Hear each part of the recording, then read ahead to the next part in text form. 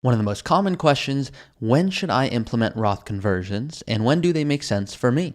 Because sometimes I can save my clients a whole lot of hassle by telling them not to do Roth conversions, and sometimes I can save them hundreds of thousands of dollars by asking them to do Roth conversions. So you're wondering, does it make sense for me? And if so, to what extent should I implement them? That's what I'm going to be going over in today's episode. Thank you all who've been tuning into the show consistently. I'm continuing to try to make the episodes more impactful with more stories and even more examples, and this is your show, not mine. So thank you guys as always. Now I'm going to start with a review of the week. Now this review is coming from What the FUD, okay? Now, some of you are like, hey, what were you about to say right there? Okay, this is not me, okay? So you can see it on my screen right here. Now, this is in response to a video I did recently about rental income, where I talked about the benefits of rental income, but also the hassle of rental income. And they replied saying, just had to tear off, meaning a portion of their home, and replace 2 roofs. I have 10 rental properties. This makes me question the hassle component. It also wiped out 2 years of profits from these properties. Ugh. However, they have appreciated well over time, so when we sell is when we'll enjoy for retirement. Why did I choose to highlight that comment? Well, the reason I want to highlight that comment is because it is not black and white investing, financial planning, tax guidance, and I'm going to give you 2 examples today. The first one with real estate, which you're going, hey, I tuned in to understand should I do Roth conversions or not. I promise I'm going to connect all the dots for you. But regarding real estate, too many people go, oh, but the tax benefits are so awesome, and look at if this property appreciates, and oh my gosh, look, I'm getting all this amazing rental income at the same time while it's going up in value. If all that's happening, I'm super happy for my clients. But sometimes that's happening while it's also incurring large costs, like having to fix a roof. That's not really my main concern. My main concern is when I have clients who go, I cannot wait to retire early. They do retire early. Now they have a new job. You know what that new job is? That new job is coordinator, where they are now trying to coordinate while traveling. Hey, did that roof get fixed? And I had the property manager, but then they quit. And yes, it's bringing in more income. And they're wondering, do I need to do this for retirement?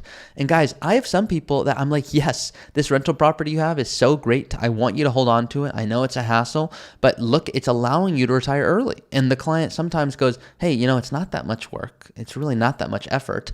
And I enjoy it. It actually gives me something to do, a little bit purpose and fulfillment in retirement. And I kind of like it. I go, well, then you've got it made. Other people go, no, I just have the rental property because up until this point, I thought it was going to be my best investment, but it turns out I should maybe look elsewhere. Great, then maybe we look elsewhere. But I'm not married to one or the other. You can see this person here, he's or she who's doing this, or they, you never know nowadays, guys, okay? Got to be politically correct here. And when I say that, just so you all know, my cousin is a they, so they actually listen to the podcast, and so they know when I make those jokes.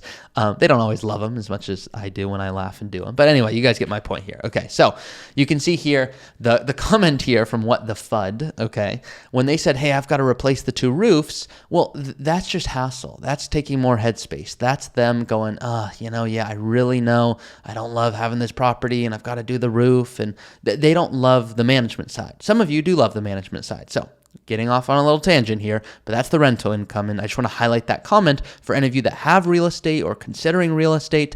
Make sure you're identifying it in light of your whole financial plan. Now, back to the episode. So regarding Roth conversions, I promised I'd give you 2 stories. The first story is, and a lot of you have heard this, but some of you I know have not, because you have referenced in the videos, hey, do you mind sharing the Roth conversion story you say you're always talking about? And so I want to give it to you now. So a client came to me and he said, Ari, I'm going to get killed in taxes. I need your help. I said, okay, what would you like to do? And they're like, I think you're supposed to tell me that. I go, you're right. That is what I'm supposed to do. But I want you to tell me what you're looking for. And they're like, well, I'm looking to not pay more taxes than I need to. Isn't that why I'm paying you? I go, yes. And you are going to get killed in taxes because you have these required minimum distributions. And they're like, when are those going to start? I go, for you, 73. They go, I think that's wrong. I go, what do you mean? They go, well, I heard someone else say 75. I go, yep, for some people it's 75 and for some people it's 73. And they go, are you just making this up? I'm like, no, this is my actual client. Okay. So if they're listening right now, they're like, yes, I did ask these questions. So then I said, you should do some of these planning considerations like a Roth conversion, tax gain harvesting, things like this. You should do this sooner than later. And they're like, why? And I said, well, the brackets are going to change. And so if we wait too long, we're not getting as much bang for our buck, meaning we could do a Roth conversion, pay a little bit in taxes versus paying a lot in the future, and you will save more money. And they're like, okay, I got that. And I go, okay, so here's what I want you to do. Okay, I'm going to build this whole analysis and I'm going to give it to you, and I want you to tell me what it says. And they're like, okay, they're a little confused at this point. I said, flip to the last page. They go, it's like 40 pages. I go, I know, I do it to humor myself. I've done a lot of conversions and I just, sometimes want to have my own fun. They're like, okay, that's a little weird, but go to the flip to the last page. And I go, thank you. What does it say? They go, it says 0. I go, that is 100% correct. They're like, why would you tell me to do 0 Roth conversions when you actually already told me I was going to get killed in taxes? I go, nope, that's not what I said. They go, huh? I go, I said you are going to get annihilated in taxes, not killed. And they're like, huh? I go, I said you should also do it sooner than later because the brackets, they're going to change. You get more bang for your buck. They're like, hey, would you stop beating around the bush? What's the deal here? They're very transparent people like me. And I said, I want you to go take a cruise with your mom, who you told me is not in good health, and I want you to love doing it. If I thought you were in a position where you would either have to go back to work or run the risk of running out of money, I would not tell you to do that. I need you to do it. You are retiring so early. At 55, we have plenty of time to do significant Roth conversions, and you are not going to look back wishing you spent more time doing Roth conversions. You are going to wish you took that trip with your mom. Now, please go do it or I'm going to be pissed. That's what I told them. And they went, oh, so this isn't like a financial answer and then like you just kind of do that. I go, no, it's a lot deeper than that. So tax planning is not, okay, what bracket are we in and do we fill that up? Yeah, that's a big piece of it, but that's not the only reason why. So that's the first story. The second story is a client that came to me and they go, Ari, you're going to be so impressed. I already did Roth conversions. I go, cool. What'd you do? They go, well, I did this and this and this. I go, okay, my analysis shows right here, I wish you did nothing. They go, why nothing? I go, because you are converting too much. It would be better that you did nothing at all. They're like, I don't understand. I've got these distributions and this and this. And I go, how much does your neighbor want to spend? They're like, what? What the heck does that have to do with any of this? I go, just you talk about your neighbor a lot in our meetings and how you like to spend more than them, which is not good or bad. I'm a spender as well. I'm just want to hear from you. They go, well, they spend about half. I go, well, their required distributions are going to be a lot higher than yours. And so I don't believe in comparing anyone's success plan to another plan. That's not what I'm saying. What I'm saying is you want to spend way more. And because you want to spend more, that's good. You're going to enjoy more of these efforts because you shared with me early on that's important to you.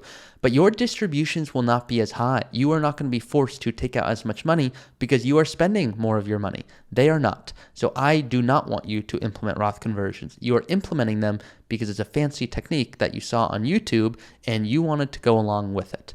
And they're like, yeah, you kind of called me out there and I did not like hearing that, but I see your point, which was them saying that's accurate. So the point here is Roth conversions is something you want to consider doing. It's not something you want to do. So what are the 5 things that you should look at? Well, the first thing you should look at, and I've got my list here. So if you're listening on the podcast app, keep listening. If you are on the YouTube channel watching this video, you can see that my head is looking at my different points here. So in case you're wondering, what is he looking at outer space? I'm not. I just wrote down my 5 situations where this does make sense. So before I go through the 5, what on earth am I even talking about right now? Some of you are like, oh, I already get all this. Roth conversions, I've been listening for a long time, totally sold on when it makes sense, when it doesn't, just want more clarity. Some of you are like, I don't know what you're talking about right now. So for those that already do know it, great. You can skip the next 15, 30 minutes, if you will. But a Roth conversion is where you go, I want to intentionally pay a little bit in taxes to avoid paying a lot in the future. And it might make sense for me to take advantage of these brackets. Maybe it's very low brackets because you're retiring early so that in the future, you're not forced to take out so much money when you have Social Security and you've got required distributions and you have a pension and you inherited this account from your mom or your dad and now or your they, you never know. And now you have to actually take more money than you'll ever need. And that is why we do tax planning. So the point here is if you do this well, you could save hundreds of thousands of dollars or avoid unnecessarily paying more than you need to. So the first reason, when it comes to Roth conversions, the first thing I want you to look at is this a macro or micro conversation? In the micro, you might go, the tax brackets show this, and it looks like I should convert, and it's optimal like this. But it turns out you really are looking forward to some massive travel in retirement. And you're going to be spending a whole lot more in your first 10, 15 years from, let's call it 60 to 75, and then maybe you're going to taper that down. Well, if you're going to taper that down, the truth is you might be spending way less. So you don't want to make these projections based on what you're going to spend the rest of your life. So quite simply, if you're looking at the macro side of things, we want to go, okay, great. What do we want to accomplish in life? And some of you are like, that sounds a little woo-woo for me. What does that have to do with tax planning?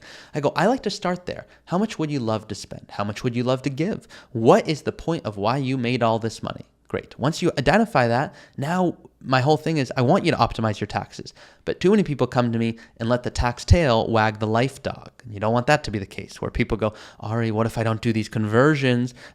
Ari, what if I don't travel and I do these conversions instead? I'm going to optimize my taxes. I go, if you really want to be the best optimizer, go work for 40 more years and your withdrawal rate will be like really low and you won't ever run the risk of running out. And they're like, that doesn't allow me to travel. I go, I know.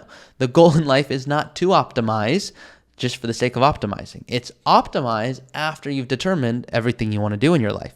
So the point here is quite simply, if you're wondering, what should I do? Well, are you going to be in a higher tax bracket later? Yes or no? That is going to give you a lot of insight. For example, let's assume you retire right now and you're 55 and you're in the 12% bracket. Should you pay taxes at 12% to avoid paying taxes when you might be in 32%? You probably should. Let's assume though right now you are in the 28% bracket. And now you're wondering, what should I do? Should I do the taxes? Should I not pay the taxes? Well, if in the future, when you're bringing in other income and you've got a brokerage account, you might be in the 22% bracket, maybe you shouldn't do that. Maybe it wouldn't make most sense. So when I'm saying 28, I'm not literally picking a federal bracket. I'm just, what if between federal and state, you're in that bracket? Just hypothetical. So that's number one. Number two, required distributions. Your spending might go up, but your required distributions might go up faster. So for example, let's assume you have $1 million and every, let's just say 8 years it doubles, because if you look at the rule of 72 and you invest really well, that's not unrealistic. So you have $1 million at age 60. Now you're 68 with $2 million. Okay. Now you're 76 with $4 million. $4 million, if I just take out my very basic calculator here and I take out a required distribution of $4 million, that is $152,000, which means you are going to be forced to take out $152,000 adjusted for inflation, okay? And you might have a Social Security. Let's call that $60,000 between both of you, probably larger than that. Well, now we're at $210,000. Now let's assume there's an inherited account that you have to take distributions from. Well, maybe we're at $250,000 or $300,000. So the question is, do you need $250,000 or $300,000 to do everything you want to do? I asked that to my client and they said, no, you're not listening to me, Ari. I don't need $250,000. I go, I know that. And the government does not care. And they're going to force you to take out more than you will ever want because they want their share. And so if you know you are going to be in a tax bracket where it's going to be pushing you to pay more than you want to at what we call the not so fun rate, you want to consider Roth conversions. Doesn't mean you want to consider it today, but it means you want to consider it generally when your income begins to decrease or if retirement is right on the horizon there. Number three, state tax brackets. Are you planning to move? So when a client comes to me and goes, Ari, I don't know, but I want to optimize my taxes and I'm here in California just like you. You know what it's like. We're getting killed. I go, this is true. They go, well, I'm thinking about moving to Florida. I go, great. Here's the tax impact. And normally they go, that's significant. That's like hundreds of thousands of dollars I would save by living in Florida. I go, that's true. They said, so you think I should do it? I go, I don't know. Do you want to live in Florida? And they'll say no. And I'll go, well, then maybe you shouldn't do it. Like, but you showed me all the tax savings. I go, correct. That is one consideration. That is not the reason to move to another state. I want you to consider going, wait a second, what if I move to Florida? What if I move to North Carolina? What if I move to Nebraska? What is essentially the cost of living, meaning how much would it cost me to literally live there? And then what is the cost of enjoyment? And some people go, well, it doesn't matter. Look how much I'm saving. Okay, great. Other people go, no, I don't care what I'd be saving. I don't have family or friends there, and it's not near family, so I don't want to do that. So don't do it for the sake of doing it, but just for an example here, if you're moving from California to Texas, just an example, okay, I know a lot of people are doing this, you might go, wow, I'm going to be in a much lower tax bracket because I don't have to worry about those state taxes, and so maybe I should be doing, less conversions because, right now I'm in a high tax bracket state and I'm going to be in the future a lower tax bracket state. Great, that makes a lot of sense. Some people do the opposite. Let's assume you're in Texas and it goes to California. Well, right now you might be going, ooh, right, let's just assume you're in the 12% federal bracket. And right now you're in Texas and you are paying 0% state. And in the future, you're going to be paying 6% state taxes. Some of you are like, why would you do that? Well, some people want to move back to California. So now what you're looking at is a total of 12 plus the 6, that's 18%. But wait a second, what about level 2 to this, Ari? Well, level 2 is tax brackets are changing. So 12% today, the 12% tax bracket, is going to become the 15% tax bracket after the current state of tax brackets get essentially, it's called sunsetting. And now all of a sudden, we have higher tax brackets. So some of you are like, yeah, but if the brackets change, shouldn't that change conversions I should do? And I go, yes. So traditionally, you're in the 12% bracket, but that's going to move to 15. So some of you are like, oh, maybe I shouldn't do the conversions. But you are in 12% in California plus 6% state. You're at 18. 18 is still higher than 15. And some of you are like, what's the big deal here? 1%, 2%, 3%. I go, this is often the difference of legitimately hundreds of thousands, if not millions of dollars, which I've shown on many occasions on my YouTube channel where I show you exactly what this looks like in terms of the conversion impact it would have on a plan. Number 4 is charitable giving. Many of you have heard of qualified charitable distributions, QCDs, but you are eligible to do qualified charitable distributions once you are 70 and a half. And what that means is you can directly give money from an IRA to a charity. And some of you are like, why would I ever do that? I don't want to pay taxes and then pay the charity. You do not have to. That's what this whole thing is about. Qualified charitable distributions lets you move money from your IRA into a Roth, look at me, I'm already getting excited about Roth conversions. I'm so IRA to Roth, I'm stuck in my headset there. IRA, it lets you move money from your IRA to your charity of your choice, and you do not have to sell and pay taxes to give it to the charity. You get to move money directly from your IRA to a charity. Some of you are like, why would you do that? Well, you don't have to. Let's assume you are given a charity $5,000 a year. If you just gave them $5,000 a year, that'd be very kind of you, but you're not getting essentially a tax benefit for it. These are after-tax dollars. What if you could give from pre-tax dollars? Dollars that you got a deduction for up front in your 401k. You then move to an IRA, didn't pay any taxes, and then if you were to take it out and live on it, you'd have to pay taxes, but you don't have to because it's all coming from your IRA directly to a charity. And once you hit this age, they let you skip that step where you can just move the money directly. That's going to lower your required distribution. So that's number 4. And then number 5, which in my opinion is the biggest one, is legacy. Let's assume all of the monies are in your name and you are the primary breadwinner and you've got the healthy IRA. Well, if you pass away, well, now your spouse is going to inherit this and they have to begin taking distributions. I've done a whole separate episode on how to think through that type of planning considerations. But this is not just your tax. This is not just your spouse's tax. This is not just your children's tax. This is, great-grandchildren potentially paying taxes on these dollars. So I want to make sure that you're intentionally thinking through this. Now, when we're talking about tax planning and all the planning here, I always leave with this kind of last story here. Now, the reason I like to tell this story, it's not going to be applicable to a lot of you, but some of you, it's going to make you think a little differently. Because when you do a Roth conversion, you are intentionally saying, yes, I'm happy to pay taxes today, a little bit, sometimes more than a little bit, to avoid paying a whole bunch later. Now, I want you to at least consider, not saying you have to do this, but let's assume there's a child you have, and God forbid something happens to you, and now they inherit these dollars, and they're in a really healthy tax bracket because they are now a physician, and they are just crushing it with healthy income. Well, I've seen situations, and I've talked about it, where children go, I'm not going to be a physician anymore. That's too much work. Look at my dad just gave me all this money. And so because of that, and my dad worked so hard for this, I no longer am going to be a doctor because I don't want my dad to have paid so much taxes on what he worked so hard for, and I'm no longer going to be a physician. So I went to my client at the time and I said, hey, do you realize what your child's doing? They're like, no. So we talked about the whole situation. The child's like, Ari, you're missing the boat here. I know I could make more money by being a physician and inheriting these dollars from my father. But in this case, you don't recognize that my father is the first generation, worked very hard for these assets, and it crushes me to see everything he's worked so hard for get taxed at 50+%. And I go, I don't blame you. I don't blame you at all. I just was not, and I needed to ask better questions. They go, thank you. And after long conversations, they are not going to quit becoming a physician. But they considered for a moment going, wow, financially, I know it doesn't optimally make sense, but I just don't want my father to be crushed in taxes, which really means I'm crushed in taxes based on what he worked so hard for. So some of you are like, hey, what's the point of the story? Well, the point of the story is you don't want to invest so well that your children no longer need to work hard or don't take a job that they otherwise should have because they feel bad that they're essentially getting taxed on what you work so hard for. A little crazy, and I don't see it that often, but there's been a few odd situations where because you invested so well, your children altered their future. And that whole concept has always blown my mind. So Roth conversions, tax planning, withdrawal strategies, all of these different concepts, this is what we help clients to do. If you're looking for this type of holistic guidance, I encourage you to reach out. At the moment, we do have a $2 million minimum, not because we're mean, but because we want to make sure when you come on board, you are getting unbelievable service, and we can only service so many people.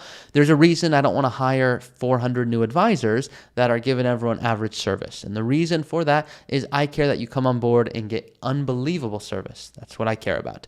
Now, if you're going, you know what, I don't have 2 million yet, but I will one day, but I still want help and I still need some guidance, I recommend checking out my Early Retirement Academy, which allows you to play around with your own projections, these whole tax planning strategies and tools. It lets you do all of that good, fun stuff, but with a whole lot more. So of course, I'm with you along the way with videos to show you how to implement everything the way it should be implemented. So you're not just out there going, hey, what buttons do I click? So I'm with you the whole time. And guys, that is it for this episode. If this was helpful, please like it and comment if you learned anything about tax planning today. Thanks, guys.